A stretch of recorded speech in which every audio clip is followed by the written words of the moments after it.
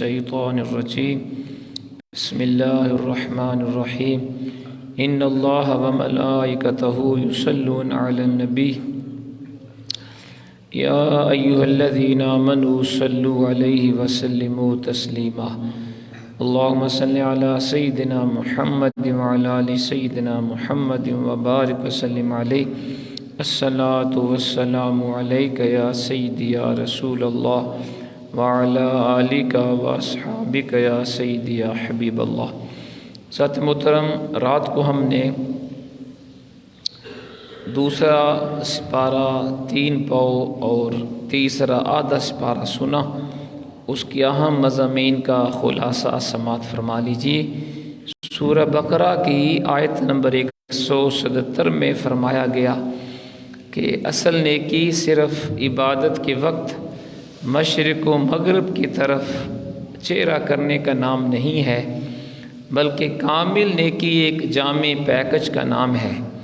یعنی اللہ تعالیٰ قیامت کا دن، ملائکہ، تمام الہامی کتب، سارے انبیاء کے اوپر ایمان لانے کے ساتھ ساتھ انسان اللہ کے راستے میں خرچ کرے، نماز قائم کرے، زکوٰۃ دے، وعدہ پورا کرے، ہر مصیبت کے وقت صبر و استقامت کا مظاہرہ کرے، یہ ہے کامل نیکی۔ اور جو لوگ یہ کام کرے وہی کامل متقین ہیں۔ آیت نمبر 178 179 میں اسلام کے قانون قصاص کو بیان کیا گیا، اور اللہ کریم نے فرمایا کہ تمہارے لیے قصاص میں زندگی ہے۔ اور آج ہم دیکھ رہے ہیں کہ جن ملکوں میں قصاص کا قانون ہے وہاں پہ قتل نہیں ہوتے۔ گویا ایک قاتل کو آپ نے قتل کر کے ہزاروں معصوم جانیں بچا لی، تو فرمایا قصاص میں تمہارے لیے زندگی ہے۔ پھر آیت نمبر 183 تا 185 میں رمضان میں نزول قرآن کا ذکر ہوا اور روزوں کی فرضیت کا بیان ہے۔ پھر فرمایا بیماری یا سفر کی حالت میں عارضی طور پہ روزے چھوڑنے کی اجازت ہے، لیکن بعد میں قضا کرنا ہوگی۔ اور جو شخص انتہائی ضعیف العمر ہو اور اسے دوبارہ صحت کی امید نہ ہو، بیمار ہے بڑا اور صحت مند ہونے کی امید بھی نہیں، اور روزے رکھ نہیں سکتا، تو وہ کیا کرے؟ وہ روزانہ فدیہ دے، ایک مسکین کو 2 وقت کا کھانا کھلائے، یعنی ایک صدقہ فطر کی مقدار وہ روزانہ کسی غریب کو کھانا دیتا رہے۔ اور رمضان کی راتوں میں غروب آفتاب سے لے کر صبح صادق تک روزے کی پابندیوں سے استثناء کا بیان ہے۔ اعتکاف کی طرف بھی اجمالی اشارہ فرما دیا گیا۔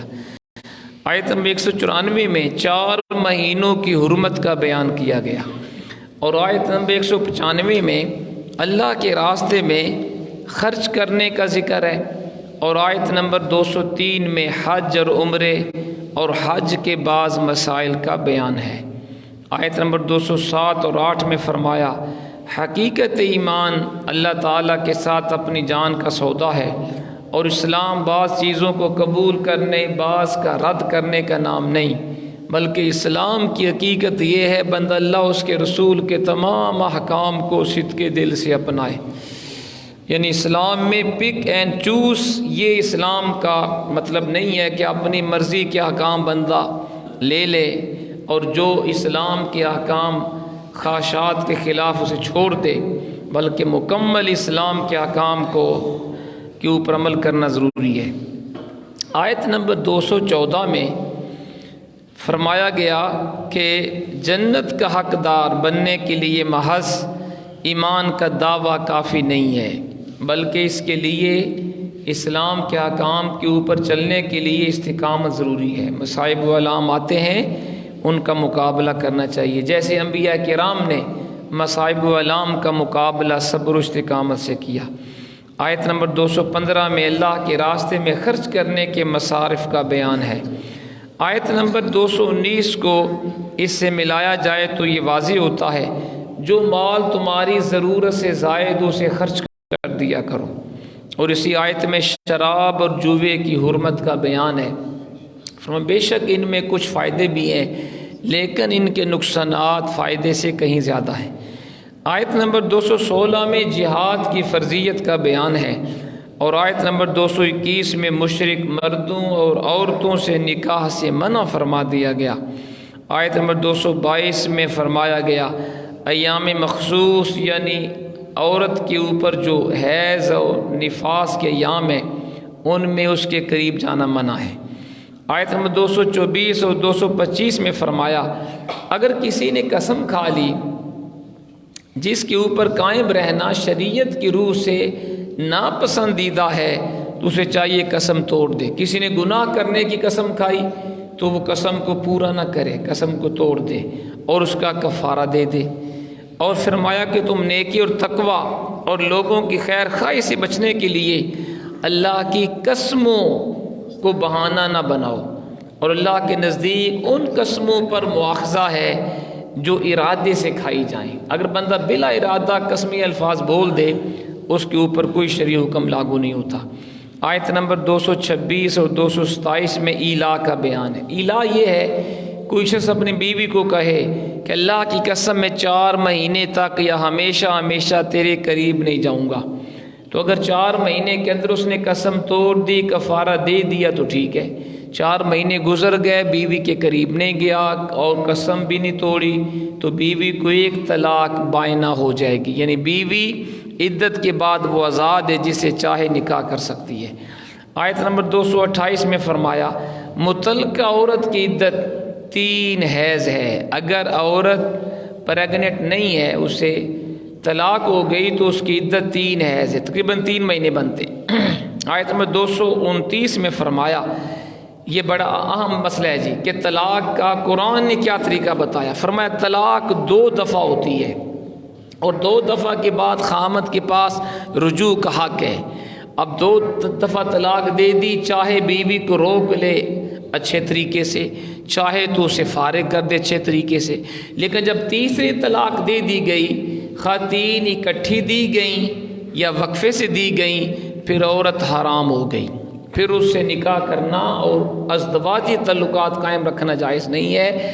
ہاں پھر وہ عورت خامد کی عدت گزارے، پھر کسی اور سے شادی کرے اپنی مرضی سے، پھر وہ دوسرا خامد جب چاہے وہ طلاق دے، پھر اس کی عدت گزارے، پھر چاہے تو پہلے سے نکاح کر سکتی۔ یہ ہے قرآن کا حکم۔ لیکن آج ہم چونکہ اسلام سے دور ہیں، ہمارے کئی لوگ غصے میں آ کے 3 طلاقیں اکٹھی دے دیں اور پھر اس کو 1 طلاق شمار کرتے ہیں۔ چاروں ائمہ فقہ کے نزدیک 3 طلاقیں اکٹھی دیں تب بھی تینوں ہو جائیں گی، الگ الگ دیں تب بھی تینوں ہو جائیں گی، اس لیے کبھی بھی 3 طلاقیں اکٹھی نہیں دینی چاہیے۔ 1 طلاق دیں، 1 مہینے کے وقفے سے دیں، تاکہ آپ کے پاس 2 طلاق کے بعد رجوع کا حق ہوگا، 3 کے بعد رجوع کا حق ختم ہو جائے گا۔ پھر اسی آیت میں خلا کا بیان بھی ہے۔ اگر میاں بیوی کو یہ خدشہ ہو کہ وہ اللہ کی حدیں قائم نہیں رکھ سکتے تو فرمایا ٹھیک ہے وہ اچھے طریقے سے وہ جدا ہو جائے۔ اگر بیوی چاہتی ہے خلا لینا تو وہ حق مہر خامند کو واپس دے دے اور قاضی کے ذریعے خامند پھر اس کو طلاق دے دے گا، یہ خلا ہے جی، ٹھیک ہے۔ اچھا، اور جب خلا ہو گیا، بیوی نے طلاق کی ڈیمانڈ کی، خامد نے طلاق دے دی، تو اس صورت میں 1 طلاق بائن ہوتی ہے، یعنی عورت عدت کے بعد میاں بیوی دونوں آزاد ہیں، جس کے ساتھ چاہیں وہ شادی کر سکتے ہیں۔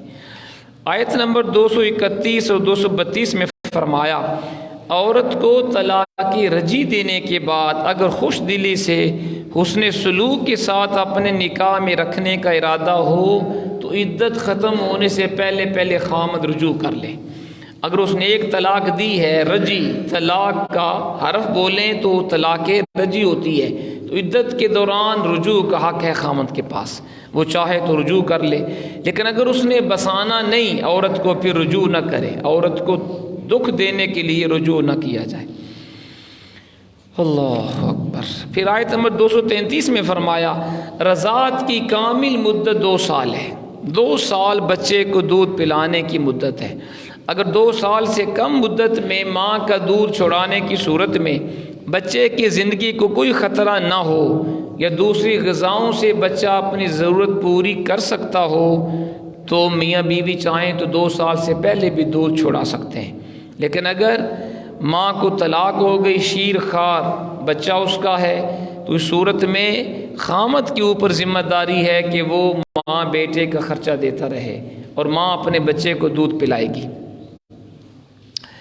235 میں فرمایا شوہر کی وفات کی صورت میں بیوہ عورت کی عدت 4 مہینے 10 دن، قرآن بیان کر رہے ہیں، خواہ رخصتی ہوئی ہو یا رخصتی نہیں ہوئی، تب بھی جس عورت کا خاوند فوت ہو جائے وہ 4 مہینے 10 دن تک وہ عدت میں بیٹھے گی، اور اس دوران اس سے وضاحت کے ساتھ نکاح کا پیغام بھیجنا جائز نہیں ہے۔ ہاں اشارے کنائے سے نکاح کے بارے گفتگو کی جا سکتی ہے۔ آیت نمبر 237 میں فرمایا اگر کسی شخص کا کسی عورت سے نکاح ہو گیا مگر رخصتی عمل میں نہیں ہوئی اور ایسی خلوت بھی نہیں ہوئی میاں بیوی کے درمیان جو ملاپ سے رکاوٹ نہیں بنی، اس صورت میں اگر طلاق ہو گئی تو بیوی کو آدھا حق مہر ملے گا، اور اگر خلوت ہو گئی تو پھر پورا حق مہر دیا جائے گا۔ آیت نمبر 238 اور 39 میں تمام نمازوں کی حفاظت کا حکم دیا گیا، بالخصوص نماز عصر کی حفاظت کا، اور بعد والی آیت میں خوف کی حالت میں سواری پر نماز پڑھنے کی رخصت دے دی گئی۔ آیت نمبر 243 میں بنی اسرائیل کے گروہ پر موت طاری کرنے پھر زندہ کرنے کا بیان ہے۔ آیت نمبر 244 میں اللہ کے راستے میں جہاد کرنے، اور آیت نمبر 245 میں قرض حسنہ کے اجر کو دگنا کرنے کا ذکر ہے۔ دوسرے پارے کے آخر میں بنی اسرائیل کے مطالبے پر طالوت کو بادشاہت عطا کیے جانے کا بیان ہے، اور اس پر مخالفین کے اعتراضات کا جواب دیتے ہوئے بتایا گیا کہ طالوت کو جو بادشاہ بنایا گیا وہ دو وجوہات سے تھا، ایک وہ طاقتور تھا، دوسرا اللہ نے اسے علم دیا، تو پتہ چلا ان خوبیوں کے اوپر کسی کو حاکم بنانا چاہیے، وہ طاقتور بھی ہو، کمزور نہ ہو، اور وہ عالم بھی ہو، جاہل نہ ہو۔ پھر شموئیل علیہ السلام نے طالوت کی بادشاہی کی نشانی کے طور پہ اپنی قوم کو بتایا تمہارے پاس ایک تابوت آئے گا جسے فرشتے اٹھائے ہوئے ہوں گے، جو تمہارے پاس تمہارے رب کی طرف سے دلیل ہوگا کہ طالوت کی بادشاہت کا انتخاب درست ہے، اس میں آل موسیٰ آل ہارون کے تبرکات ہوں گے۔ پھر طالوت کے ساتھ لڑنے والے لشکر کو ایک آزمائش سے گزارا گیا اور کم لوگ اس آزمائش پر پورے اترے۔ پھر اللہ نے فرمایا اہل ایمان کی تھوڑی سی جماعت دشمن کی کثیر جماعت پر غالب آ جاتی ہے۔ تیسرا سپارہ اس کے شروع میں فرمایا گیا اللہ تعالیٰ کے تمام انبیاء کرام معزز و محترم ہیں، لیکن اللہ نے بعض کو بعض پہ فضیلت دی ہے، اور اللہ نے اپنے حبیب کو افضل الانبیاء بنایا۔ حضور سارے انبیاء کے بھی سردار ہیں اور سارے انبیاء کے امام بھی ہیں۔ پھر فرمایا کہ اللہ تعالیٰ نے بعض انبیاء سے کلام فرمایا، عیسیٰ بن مریم کو اللہ نے واضح نشانیاں دیں، اور ہم نے جبریل امین کے ساتھ حضرت عیسیٰ بن مریم کی مدد کی۔ آیت نمبر 254 میں فرمایا قیامت کے دن نیکیوں کا لین دین، دوستی اور سفارش نہیں چلے گی، اور کفار حقیقت میں ظالم ہیں۔ قرآن پاک کی آیت جو سب سے بڑی آیت ہے، جو عظیم آیت کے نام سے مشہور ہے، وہ آیت الکرسی ہے۔ یہ قرآن کی تمام آیات کی سردار ہے۔ اس میں اللہ کی توحید، شان جلالت، وسعت قدرت کا بیان ہے، اور یہ بھی فرمایا اللہ کی بارگاہ میں اس کے حکم کے بغیر کوئی سفارش نہیں کر سکتا۔ اور یہ بھی سن لیں حضور نے فرمایا جس نے فرضوں کے بعد آیت الکرسی کو پڑھا اس کے وہ فوت ہونے کے فوراً بعد جنت میں داخل ہو جائے گا۔ تو ہمیں فرضوں کے بعد آیت الکرسی کو پڑھنا چاہیے۔ آیت نمبر 258 میں حضرت ابراہیم علیہ السلام کے نمرود کے ساتھ مناظرے کا ذکر تھا۔ حضرت ابراہیم علیہ السلام نے جب اس نے کہا کہ میں رب ہوں، تو ابراہیم علیہ السلام نے فرمایا میرا رب وہ ہے جو زندہ کرتا ہے مارتا ہے۔ نمرود نے کہا یہ کام میں بھی کر سکتا ہوں۔ 2 قیدیوں کو بلایا، ایک کو چھوڑ دیا، دوسرے کو مار دیا۔ ابراہیم علیہ السلام نے فرمایا میرا رب وہ ہے جو روزانہ سورج کو مشرق سے نکالتا ہے، مغرب میں غروب کرتا ہے، اگر تو خدا ہے مغرب سے نکال کے دکھا دے۔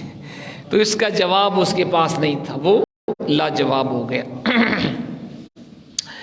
اور پھر اللہ نے 259 آیت میں اپنے ایک محبوب بندے، بعض نے کہا حضرت عزیر علیہ السلام تھے، ان کا ذکر کیا، اور حیات بعد الموت کی حقیقت بتانے کے لیے 100 سال تک ان کے اوپر موت کو طاری فرما دیا۔ جب دوبارہ زندہ کیا تو میں آپ کتنا عرصہ سوئے رہے؟ کہا جی 1 دن یا اس کا کچھ حصہ۔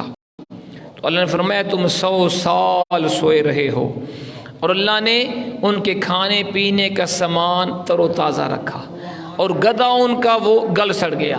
پھر اللہ نے دوبارہ اس گدھے کو زندہ کیا، فرمایا اس طرح میں قیامت کو مردوں کو زندہ فرماؤں گا۔ آیت نمبر 260 میں ابراہیم علیہ السلام کے اطمینان قلب کے لیے اللہ کریم نے حیات بعد الموت کو بصورت معجزہ ذکر بیان کیا۔ فرمایا حضرت ابراہیم نے جب کہا تھا نا یا اللہ مجھے دکھا تو مردوں کو کیسے زندہ فرمائے گا، اللہ نے فرمایا 4 پرندے لو، ذبح کرو، ان کے گوشت آپس میں مکس کر دو، اور 4 مختلف پہاڑوں پہ ڈال آؤ، پھر ان کو بلاؤ، وہ دیکھیے گا وہ کیسے زندہ ہو کے آتے ہیں۔ تو آپ نے ایسے کیا، جب بلایا وہ 4 پرندوں کا گوشت آپس میں ملا، زندہ ہو کے آپ کے پاس آ گئے۔ فرمایا اس طرح میں قیامت کو مردوں کو زندہ فرماؤں گا۔ آیت نمبر 261 میں اللہ نے مثال کے ذریعے بتایا اللہ کے راستے میں خرچ کرنے کی مثال گندم کے دانے کی طرح ہے، جس کے اوپر 1 سٹا ہوتا ہے اور 700 دانے ہوتے ہیں، اور اللہ جو اس کے راستے میں 1 روپیہ خلوص دل سے خرچ کرتا ہے، اللہ کم سے کم اسے 1400 روپوں کا ثواب عطا فرماتا ہے۔ پھر فرمایا اللہ کے راستے میں نیکی کر کے، صدقہ دے کر، احسان جتلا کر، اور ریاکاری کے ساتھ اسے ضائع نہ کرو۔ آیت نمبر 263 اور 64 میں ریاکاری اور اخلاص کے ساتھ اللہ کے راستے میں خرچ کرنے کی مثال اللہ نے ذکر فرمائی، اور یہ بھی فرمایا کہ اللہ کے راستے میں نکمی چیز خرچ نہ کیا کرو۔ تمہیں کوئی گھٹیا شے دے تم نہیں لیتے، جب اللہ کے راستے میں دینے کی باری ہے تو بندہ گھٹیا شے دے دے، جو کھانا باسی ہے وہ کسی غریب کو دے دے، تو یہ اللہ اسے قبول نہیں کرتا۔ اللہ کے راستے میں اچھی شے صدقہ دینی چاہیے۔ پھر فرمایا شیطان تمہیں بخل سے، غربت سے ڈراتا ہے، اور اللہ تم سے وعدہ کرتا ہے میرے راستے میں خرچ کرو میں تمہیں زیادہ عطا فرماؤں گا۔ آیت میں 273 میں فرمایا صدقات و خیرات کے حقدار وہ لوگ ہیں جو جہاد فی سبیل اللہ میں مصروف ہیں، یا دین کی تبلیغ میں علماء مصروف ہیں، ان کا اور کوئی ذریعہ معاش نہیں، لوگوں سے وہ سوال بھی نہیں کرتے، وہ علماء حق تمہارے خیرات کے اور خرچ کرنے کے سب سے زیادہ مستحق ہیں۔